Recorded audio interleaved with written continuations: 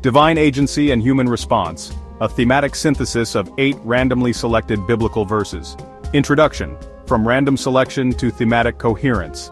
An analysis of 8 biblical verses selected at random from a comprehensive list spanning the Hebrew Scriptures, the Greek New Covenant writings, and the Book of Enoch reveals a striking thematic coherence beneath their disparate origins. The selected passages are Leviticus 25:55, Job 39:14, John 11:45, Psalms 118:18, Jeremiah 25:14, 1 Chronicles 4:30, Joshua 15:14, and 1 Samuel 18:30. Originating from law, wisdom literature, historical narrative, poetry, prophecy, and gospel accounts, these texts at first appear unconnected. However, a rigorous text-immanent methodology, which treats the biblical corpus as a self-referential system and draws meaning from internal lexical and thematic cross-referencing, uncovers a profound unified message. 1.1. The Covenant of Servanthood, God's Claim on Israel. For to me are the sons of Israel servants, my servants they are, whom I have brought out of the land of Egypt. I, Jehovah, am your God. This act of deliverance is the foundational act of redemption upon which the covenant rests.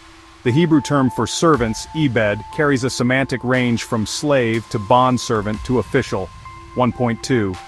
The enigma of providence, sovereignty over the natural order job. 39:14 illustrates divine wisdom that operates beyond human understanding. To a human observer, the ostrich's behavior seems careless, yet within God's creative order it functions. 1.3. The mechanics of history, divine judgment and discipline. Jeremiah speaks of large-scale historical judgment. The psalmist speaks of intimate corrective discipline. These passages show the multifaceted nature of mishpat, public judgment and private correction. This creates the arena in which God's chosen agents must operate, under threat of judgment and promise of preservation. Section 1 establishes the foundational principle, God's absolute authority expressed in covenant, nature, and history. We now move to the sphere of human agency and faithfulness. Interlude. Textual connections to the Book of Enoch foreshadow cosmic judgment and the role of the elect one. Section 2. The sphere of human agency and faithfulness. 2.1. The agent as conqueror, Caleb's faith in action. Joshua 15:14 recounts Caleb dispossessing the sons of Enoch, an act of faith made real in conquest. Caleb exemplifies the fusion of faith and works, belief translated into possession of the inheritance.